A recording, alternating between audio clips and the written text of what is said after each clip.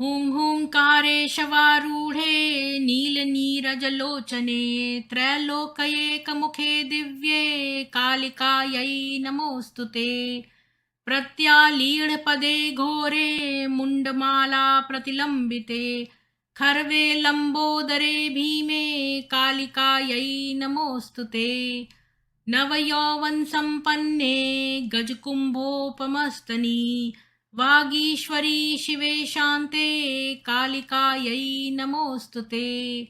लोलजिह्वे हरालोके नेत्रत्रये विभूषिते घोरहास्यत्कटाकारे देवी कालिकायै नमोऽस्तु ते।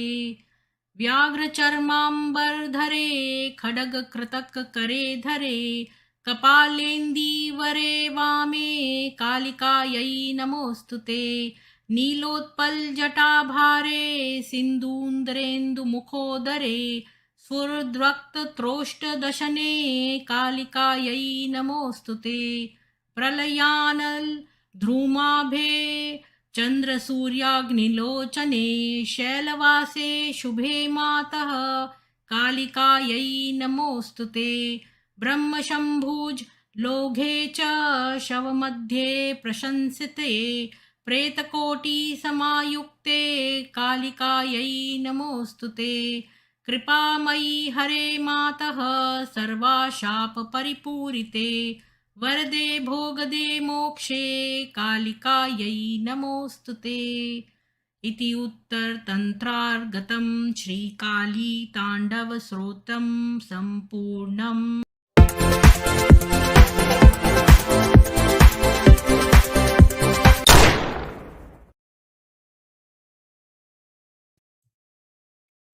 आप सभी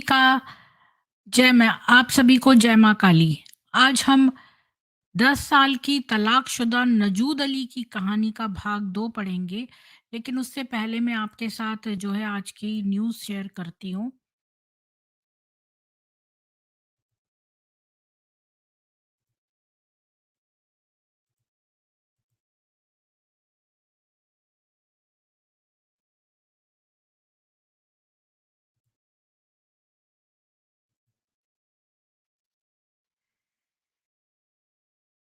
तो पहली न्यूज़ है, अतीक अशरफ को गोली मार गिराने के बाद अचानक बंद हो गए 3000 मोबाइल नंबर। उमेश पाल की हत्या के बाद रडार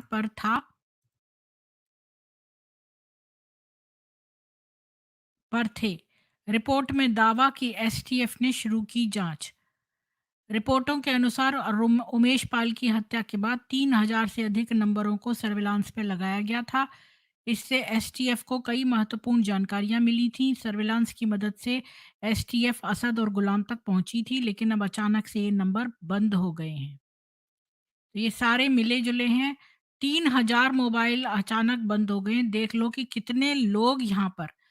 रिपोर्टों में बंद हुए मोबाइल नंबरों की संख्या 800 बताई जा रही है और मीडिया रिपोर्टों के हिसाब से अतीक अहमद के रिश्तेदारों और साथियों के लगभग 3000 से अधिक नंबरों को सर्वेलांस पर लगाया गया था, लेकिन ये सब नंबर अब स्विच ऑफ हो गए हैं। दूसरी खबर है, याद है ऐतराज की सोनिया, असल जिंदगी में वैसा ही बनने लगी थी प्रियंका चोपड़ा। कहा मां ने होश दिलाया, खुद की ही वीडियो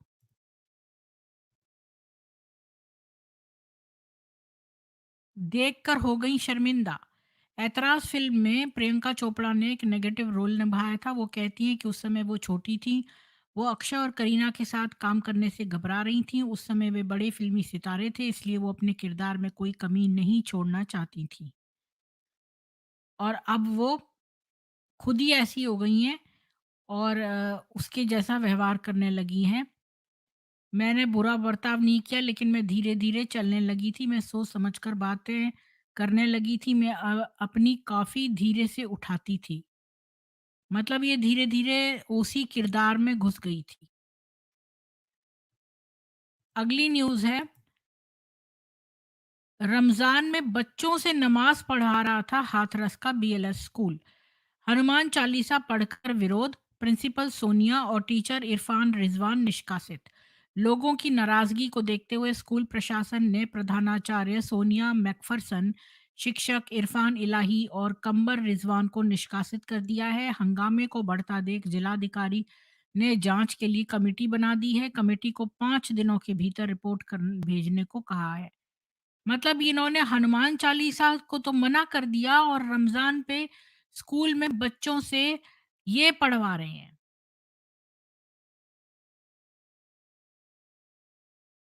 तो मैंने शायद ये ऐड नहीं किया था स्ट्रीम में। अ, मुझे ऐसा लगता है कि ऐड करने से रह गया था। ये तरीका ठीक नहीं है, इसको इसी तरह से ऐड करना चाहिए ये, एंटायर स्क्रीन करके। अब जो सही आएगा। अगली न्यूज़ है, ट्विटर भैया पैसा भर दिए हैं, अब तो नीलकमल वापस लगा दें, ब्लू टिक पर मीम की बाढ़ के बीच बोले अमिताभ। एयर इंडिया पायलट ने कॉकपिट में महिला मित्र का को बुलाया, बिस्तर लगवाया, क्रू से शराब स्नैक्स मंगवाए। टूटी कुर्सी को बनाया सहारा, 70 साल की बुजुर्ग महिला को चिलचिलाती धूप में नंगे पैर कई किलोमीटर चलना पड़ा पैदल। और ये देखकर वीडियो निर्मला सीतारमण ने बैंक को फटकारा है। देखें जरा कौन सा बैंक है। ये ओडिशा की खबर है। Oh my God!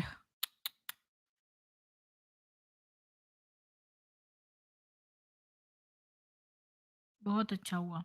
अच्छा, मैं यहाँ पर एक बात करना चाहती हूँ आप लोगों से कि मतलब जैसे मैं बैंक में जाती हूँ एक बार, तो जब मैंने शुरू-शुरू में कार चलानी सीखी थी, बहुत साल पहले की बात है ये, तो मैं उस समय मैं बहुत पहले नोवा स्कोशिया में थी। तो वहाँ पर क्या है कि अ एक बार मैं बैंक से निकल रही थी, तो एक कोई बूढ़ी लेडी थी, वो अंदर जाना चाहती थी, लगाना चाहती थी और मैंने उसको ज़्यादा स्पेस नहीं दिया क्योंकि मैं खुद ही नई ड्राइवर थी। और अंदर से बैंक की एक वुमन निकल के आई और उसने मेरे को कहा कि मुझे उसको और देनी चाहिए थी स्पेस। और मैंने इस बात नोटिस करी, हालाँकि मैंने उसको पहले जाने दिया था बूढ़ी लेडी को, पर उसको और भी स्पेस चाहिए होती है मैनूवर के लिए। यानी कि यहाँ पर अगर कोई बूढ़ा व्यक्ति लाइन लगा हो ना बैंक में, तो सबसे पहले वो मैनेजर अपनी कुर्सी से उठ के आती है और बूढ़े लोगों को पहले ले लेते हैं ये लोग। ये कभी लाइन में नहीं लगते यहाँ पर।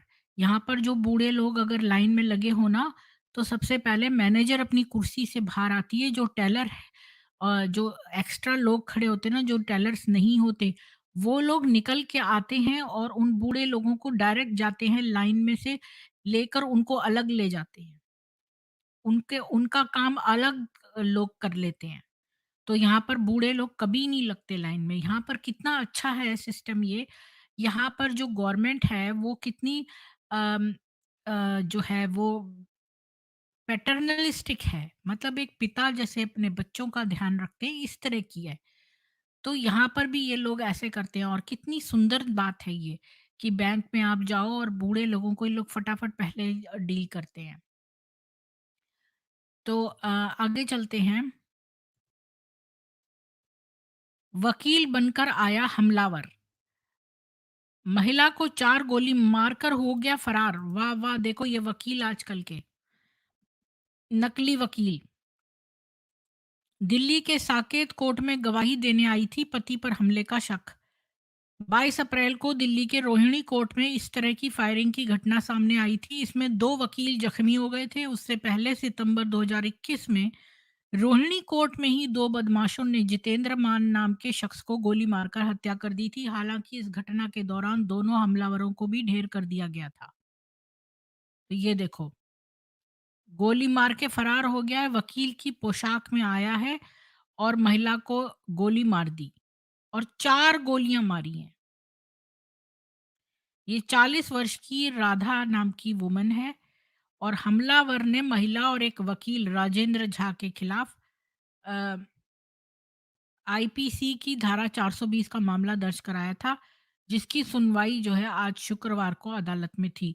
और रिपोर्टों के मुताबिक हमलावर ने महिला को नजदीक से गोली मारी और फरार हो गया। और बताया जा रहा है कि ये पीड़ित जो है महिला हमलावर की पत्नी है। यानी इसके हस्बैंड ही वकील की पोशाक में आके इसको गोली मार के भाग गया करीब से। चलिए अगली न्यूज़ देखते हैं। मुझे मेरे तेंदुए के साथ एयरलिफ्ट करा दो, यूक्रेन के जगुआर कुमार ने भारत सरकार से लगाई गुहार।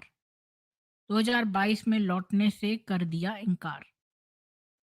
अगली न्यूज़ है, इस आदमी से ये कैसा बदला, मनीष कश्यप पर एनएसए लगाने को लेकर सीजेआई ने कपिल सिब्बल से पूछा सवाल। अगली सुनवाई तक सुप्रीम कोर्ट ने जगह बदलने पर लगाई रोक। जिस शूटर ने मारी माफिया भाइयों को गोली कभी था शेरे शेरे अतीक का हिस्सा, असद ने बनाया था। अच्छा।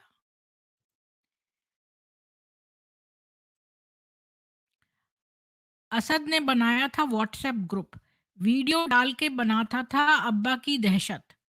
शूटर अरुण मौर्य एक समय पर शेर अतीक व्हाट्सएप ग्रुप का मेंबर रह चुका था। ये ग्रुप माफिया अतीक अहमद के बेटे असद ने खुद बनाया था। उसमें युवाओं को उकसाया जाता था कि वो अतीक अहमद के लिए काम करें। यानी ये उस तरह का ग्रुप है जैसा कि लवणासुर ने एक अपना वीडियो बनाया है कि ये लोग व्हाट्सएप ग्रुप में लोगों को डाल लेते हैं और इसके बाद ये सब काम करते हैं। अतीक अहमद की हत्या करने के गिरफ्तार हुए 3 शूटर अब पुलिस की हिरासत में, कई राज उगल रहे हैं। इसी पूछताछ में उन्होंने ये बताया है कि उनमें से एक शूटर कभी अतीक के बेटे द्वारा बनाए गए व्हाट्सएप ग्रुप का हिस्सा हुआ करता था। इस ग्रुप का मकसद युवाओं को अतीक का वफादार बनने की ट्रेनिंग देना था, अतीक के लिए काम करने को उकसाना था। 15 अप्रैल की रात अतीक अहमद को प्रयागराज में 3 शूटरों ने गोली मारी थी। इन तीनों के नाम लवलेश तिवारी, अरुण मौर्य और सनी सिंह हैं। पुलिस को इनसे पूछताछ में जानकारी मिली है कि अरुण मौर्य एक समय पर शेर अतीक व्हाट्सएप ग्रुप का हिस्सा था। ये ग्रुप माफिया अतीक के बेटे असद ने खुद बनाया था। अगली न्यूज़, सेना की जिस गाड़ी पर हुआ आतंकी हमला वो रोजेदारों के इफ्तार के लिए सामान लेकर लौट रहा था। अगली न्यूज़ है, ऑप इंडिया की एडिटर इन चीफ नुपुर जे शर्मा और सीईओ राहुल रोशन के खिलाफ कार्रवाई पर सुप्रीम कोर्ट की रोक। तमिलनाडु में एफआईआर पर मद्रास हाई कोर्ट जाने को कहा। पटना में जुम्मे की नमाज के बाद लगे शहीद अतीक अमर रहें के नारे। अभी ये देखो, ये वह जब कोई गुंडागर्दी करता है तो ये लोग तुरंत बोल देते हैं कि भाई अरे ये तो मुसलमान ही नहीं है, उसको मुसलमान मानने से भी इनकार कर देते हैं। अभी अतीक पकड़ा गया है तो इसको बोल रहे हैं कि इसके जयकारे लगा रहे हैं कि ये बड़े अमर है।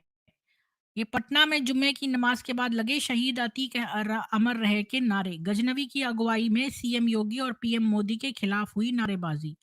गजनवी का वीडियो वायरल होने के बाद भाजपा के प्रदेश प्रवक्ता अरविंद सिंह ने कहा कि नीतीश जी के राज्य में एक मुख्यमंत्री और प्रधानमंत्री को अपमानित किया जा रहा है। उन्होंने कहा कि बिहार को पाकिस्तान न बनने दें, देश इस तरह खंडित हो जाएगा। ये देखो यहाँ अतीक अहमद के समर्थन में नारे लग रहे हैं। फेसबुक पर मैंने एक वीडियो देखा ना, उसमें एक वुमन कह रही है, हाय मेरा अतीक, आप ना एक एक करके मार दो ना गोली हर एक को। ये ऐसे से आर आर कर रही है, आर रोना कर रही है। तो अभी बोलो जरा कि जब ये लोग पकड़े जाते हैं तब तो तुम फौरन बोल देते हो कि हाँ ये तो मुसलमान ही नहीं था, ये नहीं था।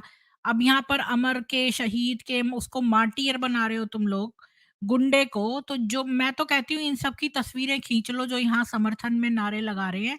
इसके बाद इन सबको पकड़कर जेल में डाल दो, क्योंकि ये सारे आतंकवादी हैं। जो आतंकवादी का साथ दे वो भी तो आतंकवादी कहलाएगा ना। अगली न्यूज़ देखते हैं। अवैध मस्जिद हटाओ वरना यहीं विशाल हनुमान मंदिर बनेगा। महाराष्ट्र के सतारा में हिंदू संगठनों की मांग। 2013 में हाईकोर्ट भी दे चुका है आदेश।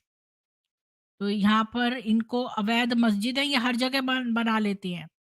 अभी देखो ये वाली न्यूज़ पढ़ते हैं। गोधरा में ट्रेन जलाने के 8 दोषियों को सुप्रीम कोर्ट ने दे दी जमानत। 59 राम भक्त, 27 महिला, 22 पुरुष और 10 बंजे जिंदा जलाकर मार डाले गए थे। पिछले दिसंबर में सर्वोच्च न्यायालय ने गोधरा ट्रेन अग्निकांड के 31 दोषियों में से एक फारूक को जमानत दे दी थी।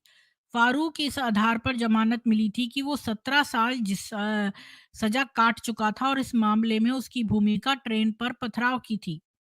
ये देखिए, ये लोग पब्लिक प्रॉपर्टी नष्ट करते हैं। जो अगर ऐसा करे तो उसको उसी वक़्त वहीं पर शूट कर देना चाहिए। क्योंकि ये लोग हम लोग टैक्स दे दे के मरे जा रहे हैं और ये लोग लोगों को जिंदा जला रहे हैं।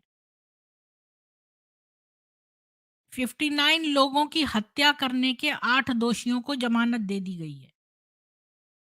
मैं तो ये न्यूज़ आगे पढ़ना ही नहीं चाहती, मेरे को गुस्सा आता है। प्रताड़ित महिला अध्यक्ष को असम कांग्रेस का शो कॉज नोटिस, जिस पर उत्पीड़न का आरोप, वो कर्नाटक में पार्टी का स्टार प्रचारक। इस वुमेन को प्रताड़ित किया गया है और कांग्रेस ने इसको शो कॉज नोटिस दे दिया है। चलिए, आज की न्यूज़ खत्म होती है और अब हम जो है वो आगे हमने कल जो मैंने एक किताब स्टार्ट करी है, वो किताब इंग्लिश में है, वो अभी न्यू न्यू बुक है। उसमें है कि a story of a 10 year old divorcee. उस किताब अ, नुजूद अली की कहानी पर है। नुजूद अली अपना बता रही है, आत्मकथा है। उसकी जो ये किताब है वो डेल्फिन ने लिखी है और ये किताब इंग्लिश में है। मैं इसको हिंदी में कन्वर्ट कर के आपको बताया था। कल मैंने बताया था कैसे वो बेचारी बच्ची जो थी उसके घर के आगे लोग रोने लगी विमेन, और वो बेचारी 10 साल की है, उसको समझ में नहीं आया और उसने जो है उसकी माँ ने उसको ब्रेड लाने के लिए 150 यमनी रियाल दिए थे, जिसको लेकर वो बस में पकड़कर बैठ के कोर्ट आ गई। ना वो पहले कभी कोर्ट आई थी, ना उसको पता था, और किसी से उसने पूछा न्यायाधीश कौन है, उससे वो बात करेगी, लेकिन किसी को नहीं पता था कौन-सा न्यायाधीश। तो एक जगह वो कोर्ट में गई और वहाँ जाके सो गई। इसके बाद एक न्यायाधीश वहाँ पर आया और उसने उसको जगा के पूछा तो कि तुम्हें क्या चाहिए? और वो छोटी-सी बच्ची बोली तलाक। अब आगे जो है वो उसके गाँव जो था उसका नाम था उसके गाँव का नाम था अ, खर्दजी। खर्दजी। अब वो लिखती है, मैं इसका अनुवाद कर के आपको बताती जा रही हूँ। खरदजी में, जिस गाँव में मेरा जन्म हुआ, वहाँ महिलाओं को चुनाव करना नहीं सिखाया जाता है। जब वो लगभग 16 वर्ष की थी, मेरी माँ शोया ने मेरे पिता अली से शादी कर ली। मोहम्मद अल अहदेल, विरोध के एक शब्द के बिना। और जब उन्होंने 4 साल बाद दूसरी पत्नी चुनकर परिवार को बड़ा करने का फैसला किया, तो मेरी माँ ने आज्ञाकारिता से उनके फैसले को स्वीकार कर लिया। यह उसी इस्तीफे के साथ था कि मैं पहली बार अपनी शादी के लिए राजी हो गई, बिना ये जाने कि क्या दांव पर लगा था। मेरी उम्र में आप खुद से ज्यादा सवाल नहीं करते। एक दिन पूरी मासूमियत से मैंने ओम मामा से एक सवाल पूछा था, बच्चे कैसे बनते हैं? अब ये छोटी बच्ची थी, बहुत छोटी, जब इसकी शादी कर दी गई और इसको इस शादी का मतलब नहीं पता था, लेकिन एक दिन इसने अपनी माँ से पूछा कि बच्चे कैसे बनते हैं? आपको पता चलेगा कि आप कब बड़े होंगे। उसने जवाब दिया। मेरे सवाल को अपने हाथ की लकीर के साथ मिटा दिया। तो मैं बस अपनी बचकानी जिज्ञासा वापस अलमारी में रख देती और अपने भाइयों और बहनों के साथ बगीचे में खेलने चली जाती। हमारा पसंदीदा खेल लुका छुपी था और हज्जा के उत्तरी यमनी प्रांत में वाडीला की घाटी ने छिपने के स्थानों की संपत्ति की पेशकश की, जहां हम आसानी से खुद को छुपा सकते थे। पेड़ के तने, बड़ी चट्टानें, गुफाएं जो खुदी हुई थीं उस समय, जब हम बहुत ज़्यादा इधर-उधर दौड़ने से साँस नहीं ले रहे थे, तो हम हरियाली के अपने छोटे-छोटे घोंसले में शांत होने के लिए ठंडी घास में गोता लगाते थे, जहाँ सूरज हमारी त्वचा को सहलाता था और हमारे पहले से ही सांवले गालों को झुलसा देता था। तरोताज़ा होकर हम विश्राम करते थे, फिर हम मुर्गियों का पीछा करके गधों को डंडों से चिढ़ाकर अपना मनोरंजन करते थे। मेरी माँ ने 16 बच्चों को जन्म दिया था। उसके लिए प्रत्येक गर्भावस्था एक वास्तविक चुनौती थी। उसने मौन में 3 गर्भपात का शोक मनाया और जन्म के समय उसने अपने एक बच्चे को खो दिया। और क्योंकि कोई डॉक्टर नहीं था, मेरे 4 भाई-बहन जिन्हें मैं कभी नहीं जानती थी, 2 महीने और 4 साल की उम्र के बीच बीमारी से मर गए।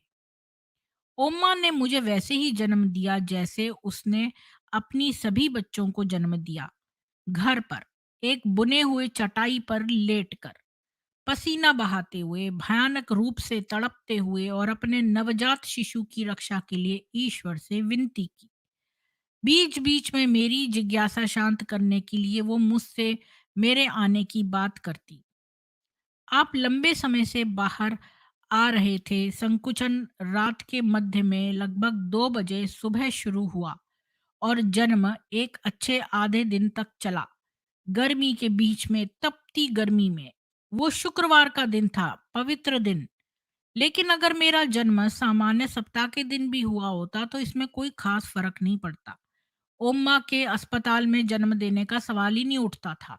हमारा गांव पूरी तरह से घाटी के अंत में था, किसी भी चिकित्सा सुविधा से दूर, और खर्दजी बिना किसी किराने की दुकान, गैरेज, नाई, सिटी हॉल या यहाँ तक कि एक मस्जिद के बिना केवल 5 छोटे पत्थर के घर थे। इतना छोटा ये गांव था कि 5 जो थे वो छोटे-छोटे पत्थर के घर थे। खच्चर के अलावा वहां जाने का कोई रास्ता नहीं था। केवल कुछ बहादुर पिकअप चालकों ने खड्डे के किनारे पथरीले रास्ते पर चलने का साहस किया। सड़क इतनी खराब थी कि उन्हें हर 2 दिन महीने में अपने टायर बदलने पड़ते थे।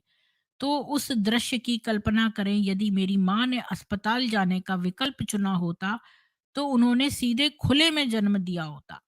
ओम्मा का कहना है कि मोबाइल मेडिकल क्लिनिकों ने भी कभी खरदजी तक पहुंचने की कोशिश करने का जोखिम नहीं उठाया। जब भी वो मेरे सवालों से थक जाती, मुझे अपनी कहानी का अंत बताना भूल जाती, मैं ओम्मा को प्रोत्साहित करती।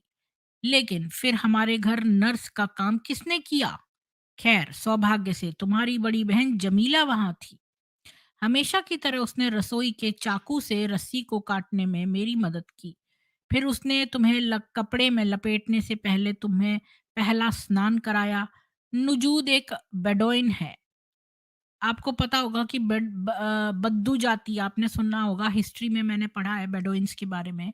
इनको बद्दू जाति के लोग बोलते हैं। नाम लोग कहते हैं ये आपके दादा जात थे जिन्होंने आपको दिया था।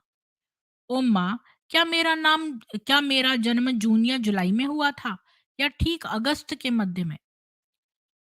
यही वह बिंदु है जब ओम माँ आमतौर पर टेस्टी होने लगती है। नुजूद, तुम मुझे इस तरह तंग करना कब बंद करोगी?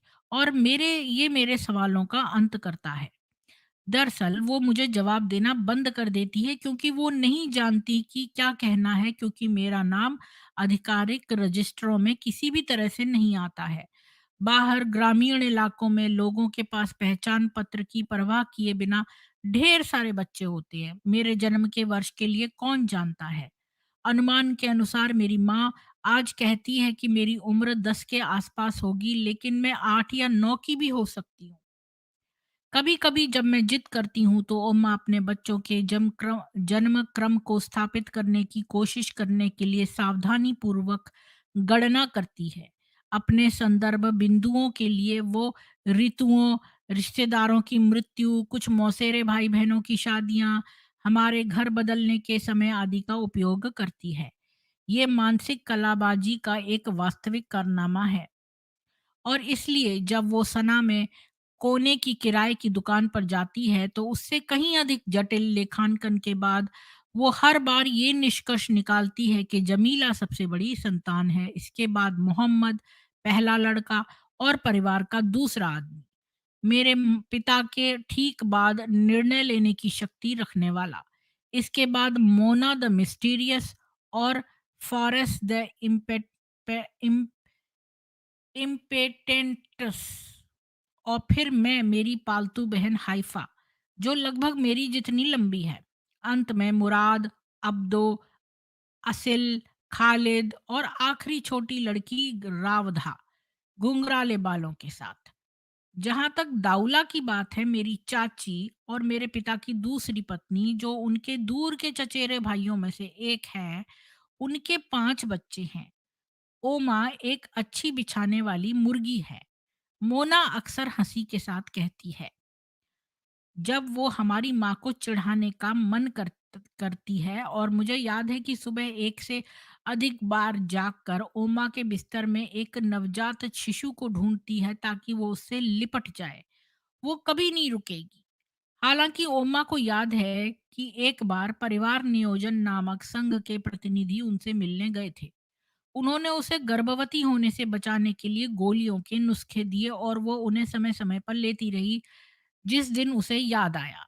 1 महीने बाद, हालांकि उसके बड़े आश्चर्य के लिए, उसका पेट फिर से फूलने लगा और उसने फैसला किया कि जीवन ऐसा ही था, कभी-कभी आप प्रकृति के खिलाफ नहीं जा सकते। खारदजी का नाम खूब है। खारदजी इसके गांव का नाम है। अरबी में खरदजी का अर्थ है बाहर, दूसरे शब्दों में पृथ्वी के छोर पर।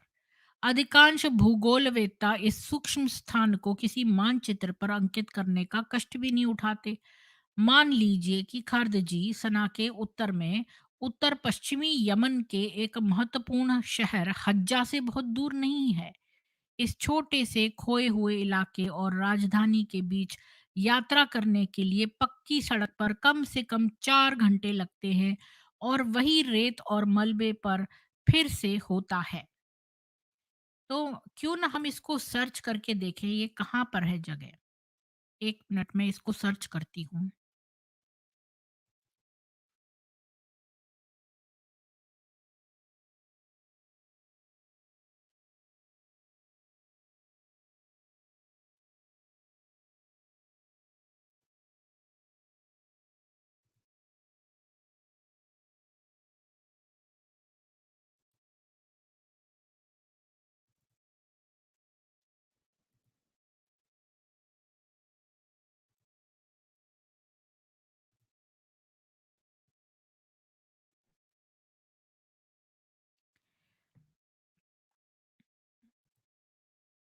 तो यहाँ पर मैं आप लोगों के साथ शेयर करती हूँ, देखते हैं इसका कहाँ पे है।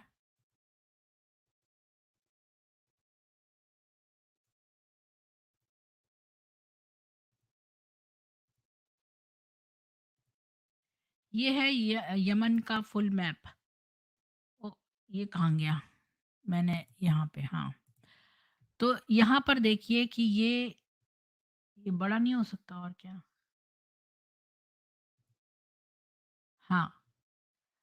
अब देखिए, ये यमन में, ये सना में रहती है। यहाँ सना है, और हज्जा, हज्जा के पास है ये। एक छोटी सी जगह खर्दजी गांव। तो ये सना है और ये हज्जा है। तो यहाँ पर कहीं रहती है ये, यहाँ के किसी गांव में।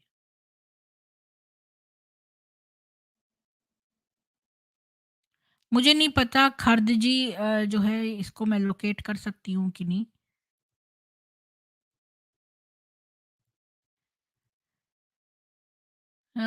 टाइप करके देखूं खर्दजी, खारदजी जो है वो है कि नहीं इसमें। 1 मिनट में एक बार टाइप करती हूँ, देखती हूँ।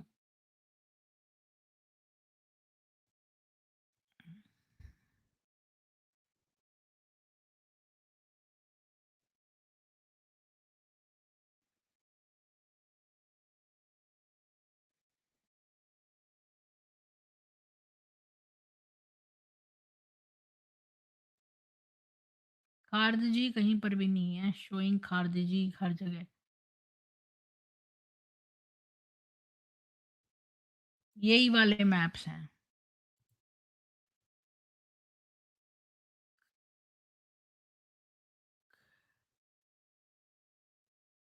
अम, ये रहा सना, ये रहा हज्जा। खारदजी का नहीं दिया हुआ। I don't think. तो यहीं पर है उसका, मतलब मैंने आपको एक लोकेशन बता दी है, यहीं पर है।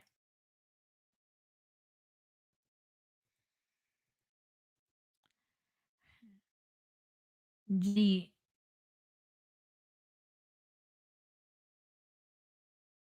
प्रवीण जाटनी, मैंने तो ऑलरेडी जो है वो वेद पढ़ लिए हैं, चारों सुबह मैं पढ़ लेती हूँ वेद।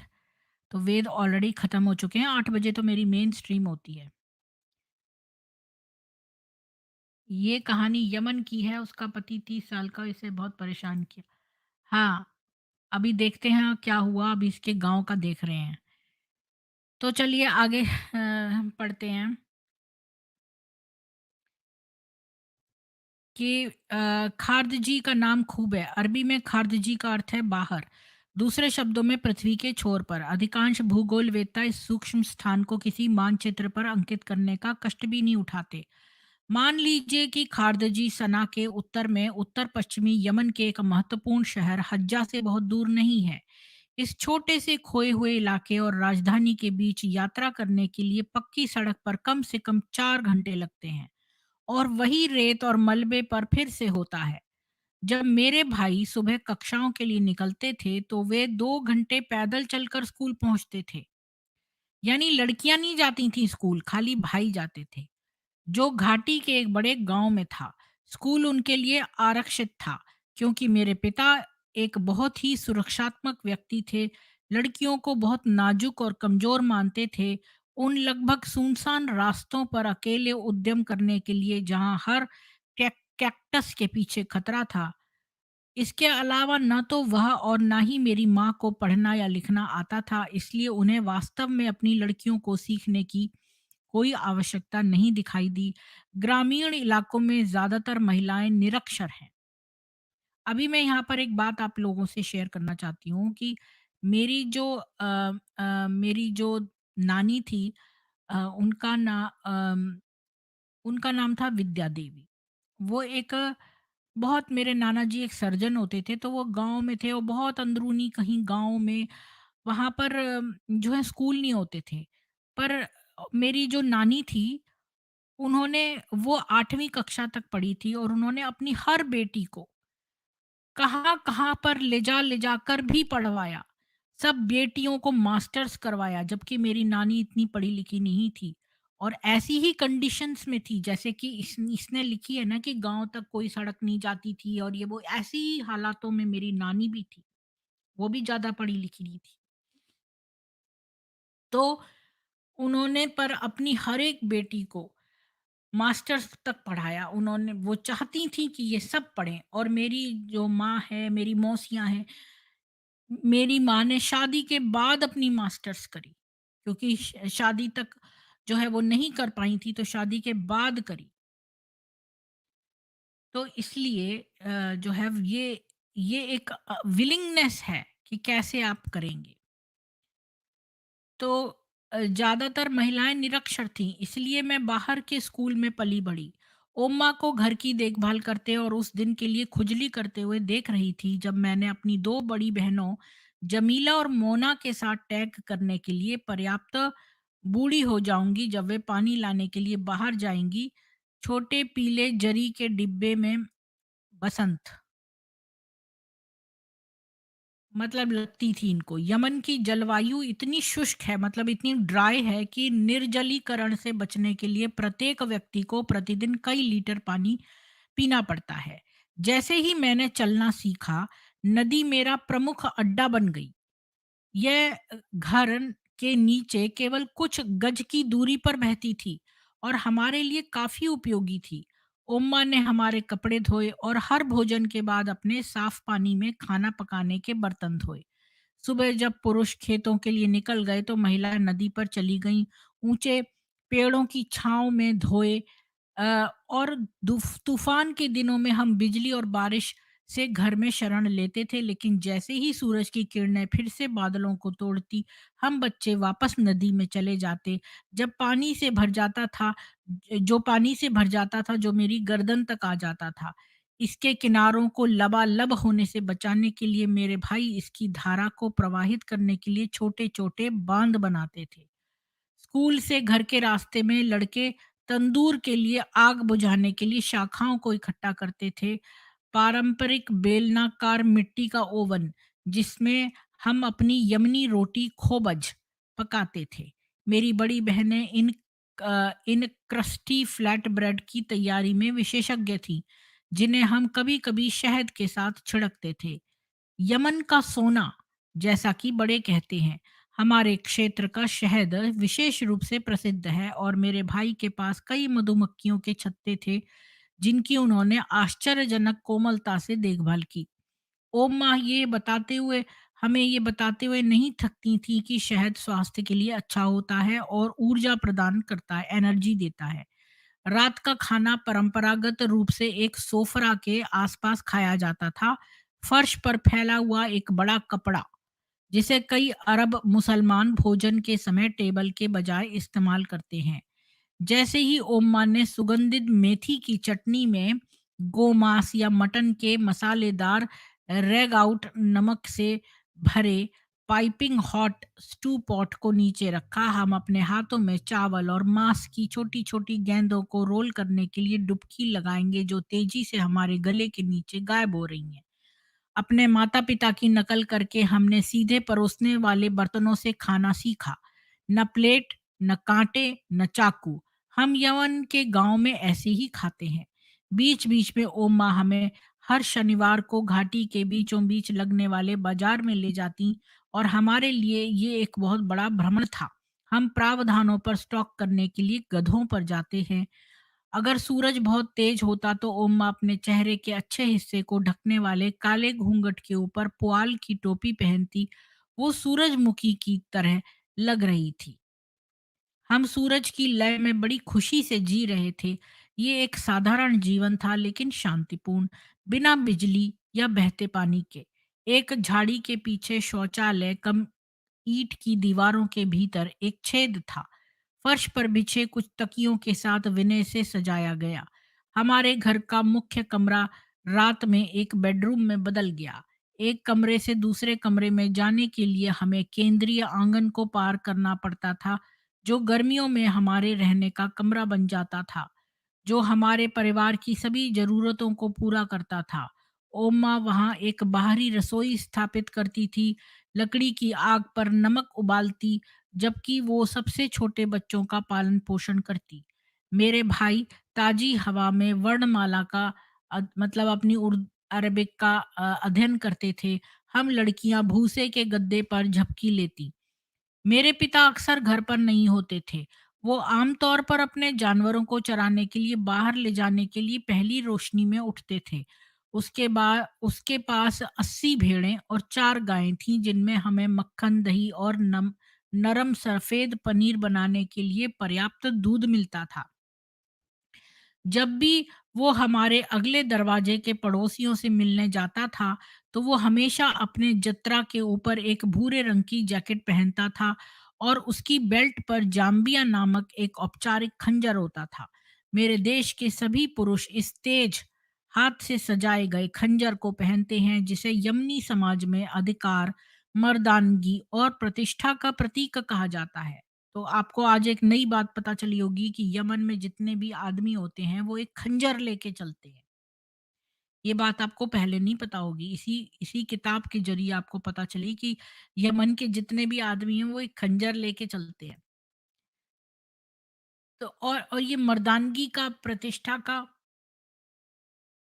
प्रतीक माना जाता है और ये सच है कि इसने हमारे पिता को एक निश्चित आत्म आश्वासन दिया। शैली का एक ध्यान देना, जैसे पानी का छींटा। मुझे अपने अब्बा पर गर्व था, लेकिन जैसा कि मैं इसे समझती हूँ, ये हथियार साधारण सजावट से अधिक है, क्योंकि हर कोई सबसे सुंदर जाम्बिया पहनना चाहता है और उनकी लागत अलग-अलग होती है। यह इस बात पर निर्भर करता है कि हैंडल प्लास्टिक का है या हाथी दांत का या असली गैंडे के सींग से बना है या नहीं। हमारे आदिवासी संस्कृति के नियमों के अनुसार आत्मरक्षा में इन खंजरों का उपयोग करना या किसी विवाद के दौरान किसी विरोधी पर हमला करना मना है। इसके विपरीत जाम्बिया का उपयोग संघर्षों को हल करने में मदद के लिए किया जा सकता है और सबसे बढ़कर जनजातीय न्याय का प्रतीक है। मेरे पिता ने कभी नहीं सोचा होगा कि उस दुर्भाग्यपूर्ण दिन से पहले, जब हम थे तब तक, उन्हें कभी इसकी आवश्यकता होगी। 24 घंटे के भीतर जो है ये गाँव से भागने को मजबूर। जब घोटाला सामने आया तब मैं 2 से 3 साल के बीच की थी। परिस्थितियां सबसे असामान्य थीं। ओम्मा स्वास्थ्य समस्याओं के लिए राजधानी सना में थी और निश्चित रूप से उनकी अनुपस्थिति में संबंधित कारणों से, जिनके विवरण उस समय मेरे लिए अज्ञात थे, मेरे बीच एक हिंसक विवाद छिड़ गया। खर्दजी में पिता और अन्य ग्रामीणों के बीच में, मतलब इसके जो पिता हैं और दूसरे ग्रामीणों के बीच में एक फाइट सी हो गई। ये बहुत छोटी थी, 2 या 3 साल की तब की बात है। और इसकी माँ भी सना शहर में थी, मतलब घर पर नहीं थी। तो इसके पिता का विवाद छिड़ गया। तो इसके बाद जनजातीय तरीके से हाँ, बहस के दौरान मेरी बहन मोना का नाम आता रहा। इसके बाद जनजातीय तरीके से संघर्ष को हल करने का निर्णय लिया गया। जाम्बिया, जो कि एक जो खंजर है, और रियाल नोट्स के बंडल नायक के बीच रखकर, लेकिन चर्चा खराब हो गई और प्रोटोकॉल के एक असाधारण उल्लंघन में ब्लेड खींचे गए। अन्य ग्रामीणों ने मेरे परिवार पर खरदजी के सम्मान को रौंदने और उसकी प्रतिष्ठा को कलंकित करने का आरोप लगाया। मेरे पिता खुद के पास थे। उसने महसूस किया कि वो ठगा हुआ है, जिसे उसने सोचा था उसका दोस्त है। मतलब उससे दोस्त दोस्त नहीं, उसको ठग लिया है मेरे पिता को, ये कहती है। मुझे बस इतना पता था कि हमारे परिवार की दूसरी बेटी और ज़्यादा से ज़्यादा 13 साल की मोना की अचानक शादी हो गई है। वास्तव में क्या हुआ था, मैं समझने में बहुत छोटी थी। एक दिन मुझे पता चलेगा, लेकिन उस समय मुझे केवल इतना पता था कि हमें तुरंत वहाँ से छोड़ना होगा और सब कुछ पीछे छोड़ देना चाहिए। भेड़ें, गाय, मुर्गियाँ, मधुमक्खी और जो कुछ मैंने सोचा था, स्वर्ग की सब यादें। सना में हमारा आगमन काफी चौंकाने वाला था। अब ये लोग सना राजधानी में आ गए। राजधानी धूल और शोर का एक धब्बा थी जिसकी आदत डालना बहुत कठिन था। हरी वाडीला घाटी और विशाल शहर की बंजरता के बीच जो है उसका अंतर क्रूर था, क्योंकि शहर के प्राचीन दिल के बाहर अपने सुंदर पारंपरिक एडोब घरों के साथ उनकी खिड़कियां लैसी सफेद डिजाइनों में उल्लिखित है। शहरी परिदृश्य एक अशिष्ट हो जाता है। जर्जर कंक्रीट की इमारतों का भ्रम। बाहर गली में मैं बिल्कुल एक स्तर पर थी जिसमें सभी निकास पाइप डीजल के धुएं को बाहर निकाल रहे थे, जिससे मेरा गला खराब हो गया।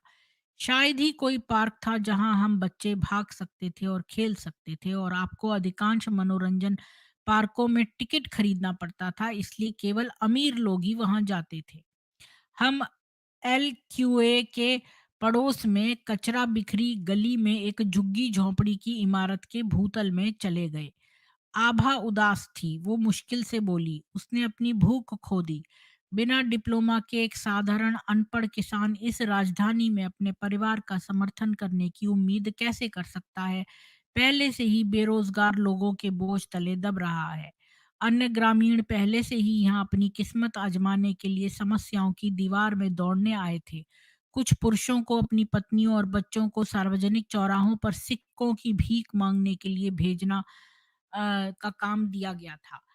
दरवाजे पर दस्तक देकर मेरे पिता को अंततः स्थानीय स्वच्छता प्राधिकरण के लिए एक सफाई कर्मचारी के रूप में नौकरी मिली, एक ऐसे वेतन पर जो मुश्किल से हमारे किराए का भुगतान करता था।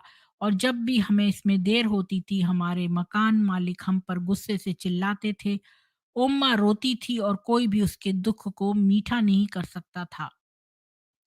अब इसने बताया है कि ये कैसे जो है वो एक राजधानी में आ गए और अपना सारा सामान छोड़कर ये लोग वहाँ आ गए, और वहाँ पर इनके खेलने के लिए कोई पार्क वार्क नहीं था। जो अच्छे पार्क थे उसमें टिकट लगा होता था।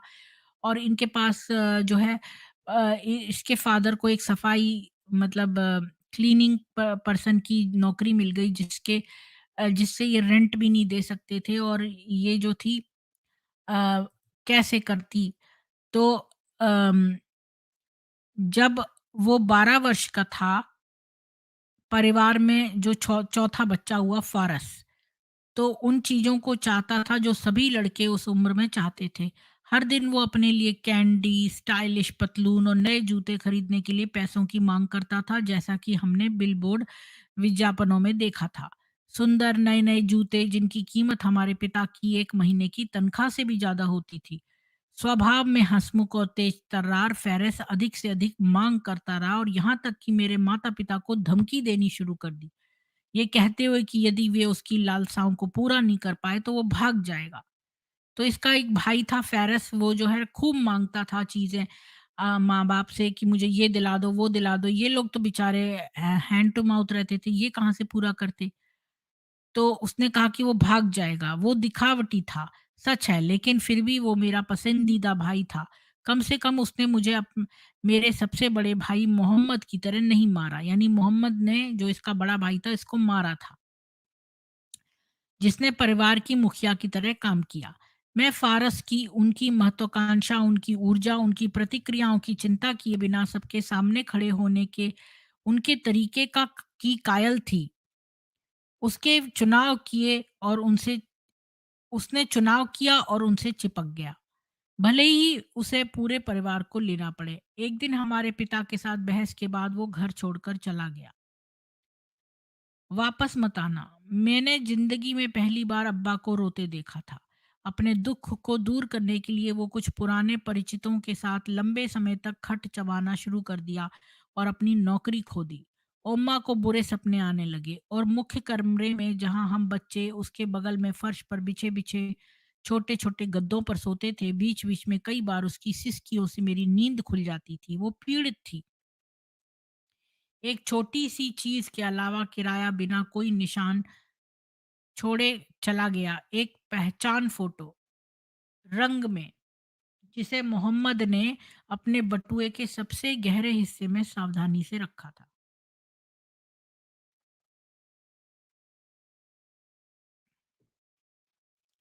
इसके बारे में कोई संदेह नहीं है कि ये स्नैपशॉट में किराया था। सिर ऊंचा करके उसके घुंघराले भूरे बालों पर एक सफेद पगड़ी लगाई गई थी। इसमें कोई संदेह नहीं है कि वो बड़ा दिखने के लिए उसने सीधे कैमरे की ओर देखा, नटखट टिमटिमाती आंखों से, और फिर उनकी उड़ान के 2 साल बाद हमें एक अप्रत्याशित फोन कॉल मिला, जीवन का पहला संकेत। सऊदी अरब। हमने लाइन के दूसरे छोर पर सुना, सब कुछ ठीक है चरवाहा, मैं एक चरवाहे के रूप में काम कर रहा हूं, मेरी चिंता मत करो।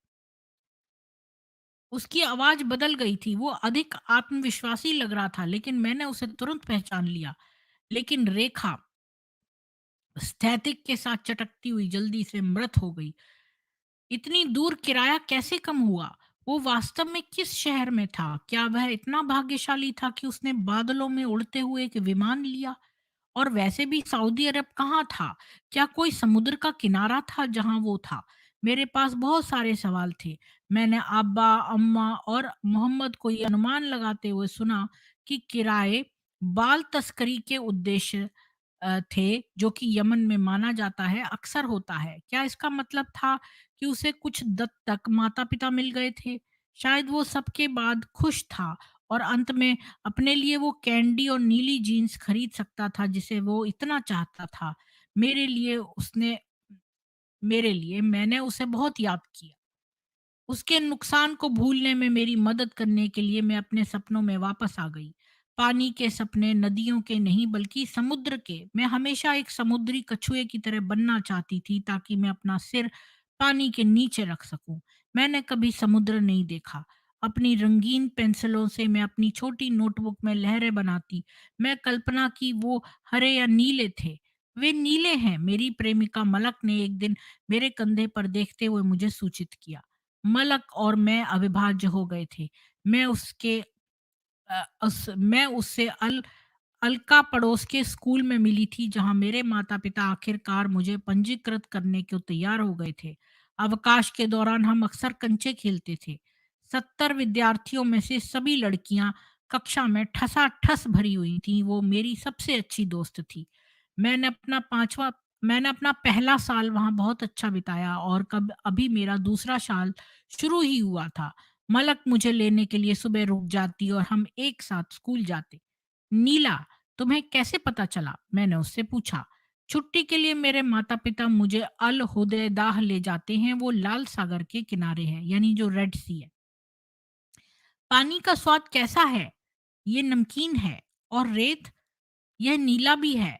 नहीं, ये पीला है और ये इतना नरम है, अगर आप केवल जानते। और समुद्र में क्या है? नाव, मछली और तैरते हुए लोग। मलक ने मुझे बताया कि उसने वहां तैरना सीखा है। मैंने कभी अपने पैर के अंगूठे को किडी पूल में भी नहीं डुबोया था, इसलिए मैं मोहित हो गई थी। मैं कितना भी समझने की कोशिश करूं कि वो पानी की सतह पर कैसे टिकी रही, मैं उस रहस्य को कभी नहीं समझ सकी। सभी में मैं याद है कि खादजी में जब मैं नदी के बहुत करीब जाती थी तो ओम्मा हमेशा मुझे एक चेतावनी देती थी, सावधान, अगर तुम इसमें गिरो तो डूब जाओगी। मलक ने कहा कि उसकी माँ ने उसके लिए सुंदर रंगों का एक स्नान सूट खरीदा था और वह खुद बुर्ज और भव सीढ़ियों के साथ रेत के महल भी बना सकती थी जो बाद में लहरों में पिघल जाते थे। एक दिन उसने एक बड़ा सीप पकड़ रखा था जो वो अल हुदाया दाह से वापस मेरे कान के पास लाई थी। सुनो, और तुम समुद्र सुनोगी। लहरें, ओ मुझे लहरें सुनाई देती हैं, मैं चिल्लाई, ये अविश्वसनीय है। मेरे लिए पानी से बढ़कर बारिश थी जो यमन में बहुत कम होती जा रही है। कभी कभी गर्मियों के बीच में ओलों से हम चौंक जाते। क्या खुशी है, हम बच्चे एक बेसिन में छोटे छोटे ओलों को इकट्ठा करने के लिए सड़क पर दौड़ पड़ते थे। मैं उन्हें गर्व से गिनती थी क्योंकि स्कूल में मैंने 1 से 100 तक गिनना सीखा था। जब बर्फ पिघल जाती थी तो हमें ठंडा होने के लिए चेहरे पर ठंडे पानी के छींटे मारने में मजा आता था। खर्द जी से हमारे जल्दबाजी में चले जाने के 2 महीने बाद सना में हमारे साथ रहने के लिए आने के बाद मोना काफ़ी उदास थी, लेकिन वो कभी-कभी उन असाधारण ओलावृष्टि के बाद हमारे आनंद में शामिल हो जाती थी। मोना उसके पति के साथ आई थी जिसने अचानक अपने आप को उसके जीवन पर थोप दिया था, और जैसे जैसे साल बीतते गए उसने धीरे धीरे अपनी प्राकृतिक मुस्कान, अपनी उपहासपूर्ण हवा और हास्य की भावना को पुनः प्राप्त किया जो अक्सर ओम्मा को उत्तेजित कर देती थी। मोना दुनिया में 2 सुंदर बच्चों मोनिरा और नासिर को लेकर आई, जिन्होंने उसे खुशी से भर दिया। हमारे परिवार और उसके पति के बीच नज़दीकियाँ बढ़ती गईं और इस मिलन को और मजबूत करने के लिए उन्होंने मेरे बड़े भाई मोहम्मद की शादी सिघर की परंपरा को निभाते हुए उनके एक देवर की बहन से करने की बात कही। लेकिन टिकना बहुत अच्छा था। एक दिन मोना का पति दृश्य से गायब हो गया और मेरी बड़ी बहन जमीला भी गायब हो गई। क्या वे फारस की तरह सऊदी अरब में अपना भाग्य बनाने की उम्मीद में भाग गए थे और शायद हमें कुछ इलेक्ट्रॉनिक खिलौने या रंगीन टेलीविजन वापस ला सकें? तो एक दिन अब ये बता रही है कि मोना जो है वो इसकी बड़ी बहन जो थी, और उस सबसे बड़ी तो जमीला थी जो घर की सबसे बड़ी थी, उसके बाद मोहम्मद इसका भाई था और इसके बाद मोना थी। तो मोना अपने हस्बैंड के साथ आती थी, उसके 2 बच्चे भी थे, तो इनकी नज़दीकियाँ बढ़ गई थी और उन्होंने सजेस्ट किया था कोई लड़की मोहम्मद के शादी के लिए, जो इनकी रिश्ते दूर की रिश्तेदार थी। लेकिन एक दिन मोना का हस्बैंड भी गायब हो गया और इसकी जो बड़ी बहन जमीला है वो भी गायब हो गई, और ये नजूद अब सोचने लगी कि क्या ये लोग भी सऊदी अरब भाग गए हैं इसके भाई फ़ैरेस की तरह? तो क्या ये उसके लिए कुछ इलेक्ट्रॉनिक खिलौने और रंगीन टेलीविज़न भी लेके आएँगे? मेरे माता-पिता के कमरे में उन दोनों के बारे में बहुत कानो-फूसी होती थी, लेकिन हम बच्चों को कोई सवाल पूछने की सख्त मनाही थी। ये देखिए, इस्लाम में आप कोई सवाल नहीं पूछ सकते, तो इन बच्चों को भी मना था कुछ भी पूछना। मुझे केवल इतना याद है कि उनके रहस्यमय ढंग से गायब होने के ठीक बाद, जो मुझे बहुत बाद में समझ में आया, मोना फिर से मूडी और मूडी हो गई। ज्यादातर समय वो उदास और उदास रहती थी, फिर अचानक वो हंसी में फूट पड़ती थी जो उसकी प्राकृतिक सुंदरता को पुनर्जीवित कर देती थी। उसकी बड़ी भूरी आंखों और नाजुक विशेषताओं को बढ़ा देती थी। मोना में सच में बहुत आकर्षण था, चाहे उसका दिन अच्छा रहा हो या बुरा।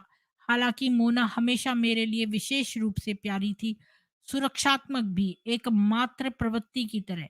कभी-कभी वो मुझे अपने साथ कपड़े की दुकानों के लिए प्रसिद्ध हेले एवेन्यू पर विंडो शॉप के लिए ले जाती थी। खिड़की के डिस्प्ले को ईर्ष्या से देखते हुए मैंने सेकेंड्स इवनिंग गाउन, लाल स्कर्ट, नीले, बैंगनी, पीले और हरे रंग के रेशमी ब्लाउज की प्रशंसा की।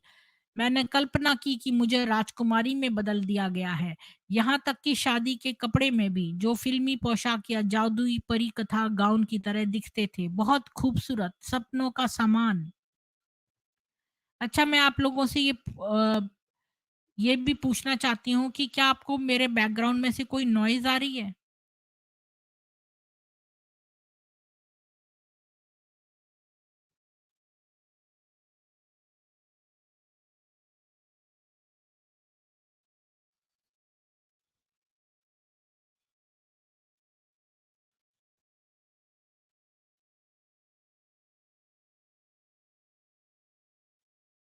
तो मेरे बैकग्राउंड में से अगर कोई नॉइज़ आ रही है तो प्लीज़ बताइए।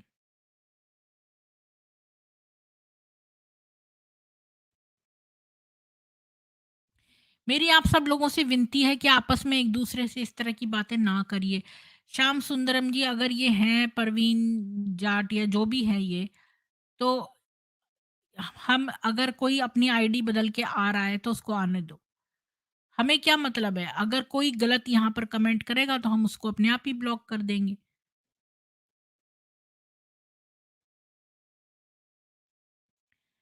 तो आगे चलते हैं।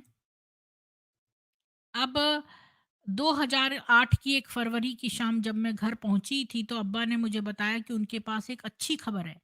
नुजू तुम्हारी शादी होने वाली है। बस आज की कहानी इतनी ही थी कि अब मैंने आपको इसके पूरे गांव की कहानी बता दी, ये गांव से कैसे भागे और इसको कुछ पता नहीं था और एक दिन इसकी बहन भाई भाग गया, सऊदी अरब चला गया, वहाँ बच्चों की तस्करी में आ गया था वो। और फिर कैसे एक दिन इसकी मोना नाम की जो मैरिड बहन थी वो अपने 2 बच्चों के साथ आती थी, विज़िट करती थी, लेकिन बाद में एक दिन मोना का हस्बैंड भी गायब हो गया और जमीला भी गायब हो गई।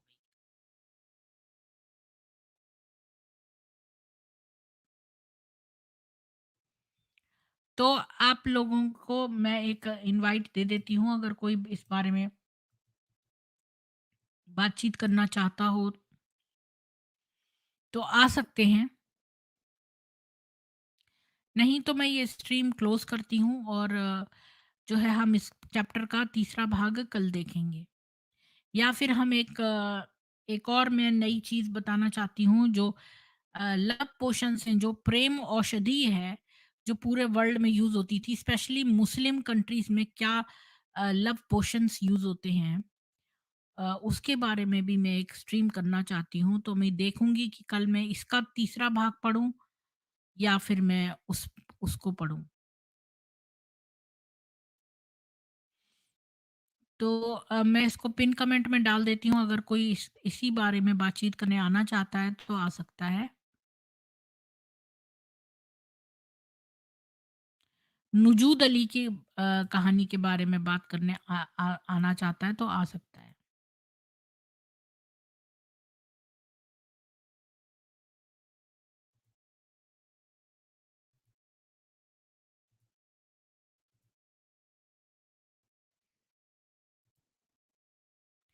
तो मैंने पिन कमेंट में डाल दिया है और अब तक आप लोगों को कहानी कैसी लग रही है, कुछ फीडबैक दीजिए। जय हिंदू राष्ट्र, रुपेश जी बोलिए।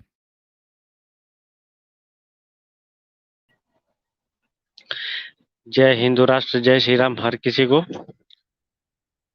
और आज का जो टॉपिक जो है, तो जो पहला जो भाग था ना, जो पहला भाग था, उसको भी सुनना पड़ेगा और आज का भी टॉपिक सुनना पड़ेगा। ये अगर दोनों में से कोई भी मिस हो जाए तो कुछ आदमी जो नए हैं ना, उनको ये समझ में नहीं आएगा। तो मैं यही बोलना चाहता हूँ, कल वाला जो एपिसोड आप भाग 1 नंबर जो किए थे वो मैं पूरा सुना, लेकिन आज का मैं थोड़ा लेट से जुड़ा हुआ हूँ, कोई बात इसलिए नहीं। जी। तो मैं थोड़ी देर के बाद में मैं समझ लूंगा और सुन सुन लूंगा और समझ लूंगा, ठीक है। ठीक है। 1 मिनट।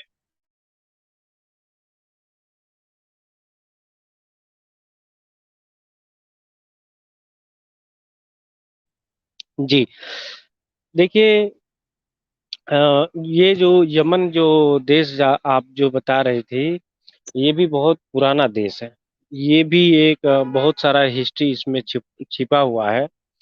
यमन हो गया, ये सऊदी हो गया, और ये आप पिछली बार जो सूर्या का जो सूर्य देश, सीरिया सीरिया, जो सीरिया देश का भी आपने जो किताब पढ़ा हुआ था, बहुत ही अच्छा था, हम लोग बहुत अच्छे से सुने हैं। और ये जो अभी यमन देश के बारे में आप जो स्टोरी बता रही हैं, बहुत ही अच्छा है और ये टॉपिक भी बहुत अच्छा है। सेम सुनने वाले किताब जितने भी है, हैं। सेम किताब है। उसके पहला चैप्टर में वो बता रही है कि वो कैसे भाग के पहुंची और आ रही है वहां पर, न्यायाधीश को ढूंढने गई है, और फिर इसके बाद न्यायाधीश ने उससे पूछा कि तुम्हें क्या चाहिए, तो उसने कहा तलाक। फिर आज दूसरा चैप्टर है उसका, उसी किताब का, कि अब वो जो है अपने गांव के बारे में उसने बताया है, खर्दजी जो गांव है छोटा सा, और कैसे वो 5 घरों का पत्थर का जगह है, और उसके माँ बाप जो है उसके 16 बच्चों को जन्म दिया उसकी माँ ने, और कहीं भी वो अस्पताल नहीं जा पाई, और उसकी बड़ी बहनों ने ही हेल्प किया बच्चा जनने में, और उसकी माँ से पूछो तो वो क्रम तो बता देती है कि कौन बड़ा है कौन छोटा है, तो पर उसको एग्जैक्ट एज हर एक की बच्चे की नहीं पता है। और ये अंदाज है कि ये लड़की नुजूद अली जो है ये 10 साल की है, ऐसा अंदाज है। हो सकता है ये 9 या 8 की भी हो सकती है। और फिर इसकी शादी तय तय होने तक पूरी कहानी अभी तक बताई है। जी, ये जो कल्चर जहाँ से निकला हुआ है, जी मैं थोड़ी देर। और खाने का भी इन्होंने बताया कि कैसे ये लोग प्लेट चम्मचों से नहीं खाते, एक ही बर्तन जिसमें पकाते हैं उसी में हाथ डाल डाल के खाते हैं सारे।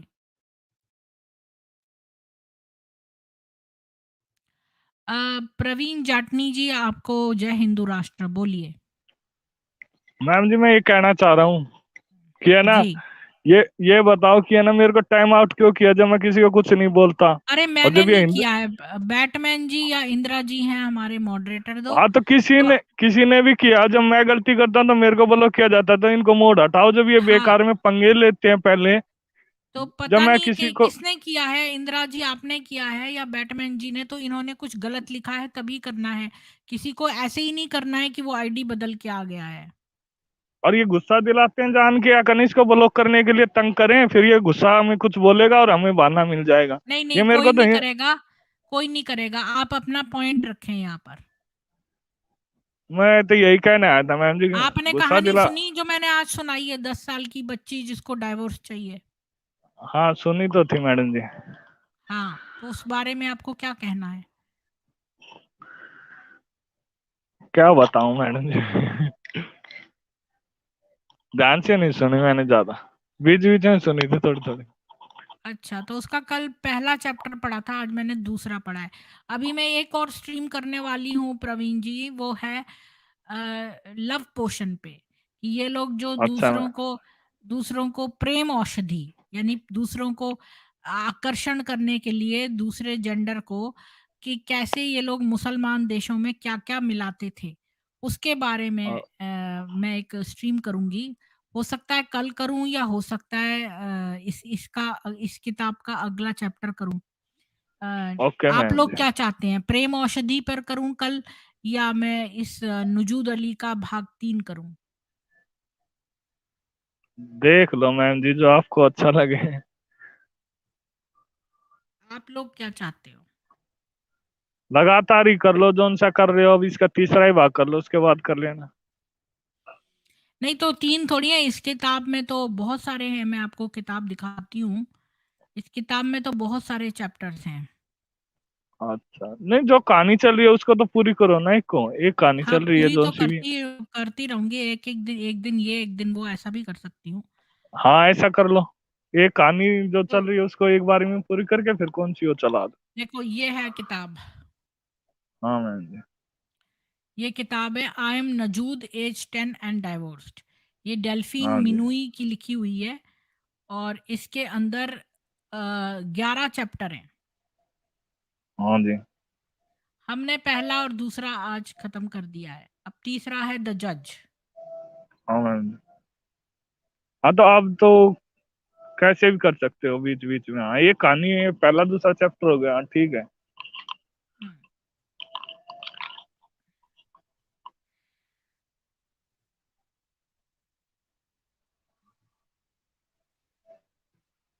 ठीक है मैम।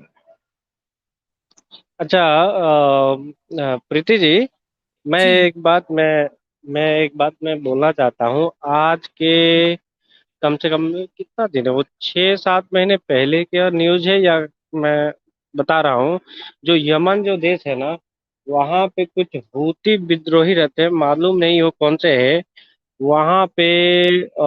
और यूएई के साथ में और कुछ कंट्री के साथ में वो लोग का लफड़ा है, तो कम से कम यूएई का जो कंट्री है वो तो अमेरिका देखता है और सब कुछ सिक्योरिटी के लिए रखे हैं। तो यमन देश में कुछ हूती विद्रोही हैं, तो वहां से वो लोग छोटे छोटे जो ये है ना वो दागे थे तो हवा में उसको नष्ट कर दिया गया। आप लोग समझ लीजिए कौन सा है, ठीक है ना।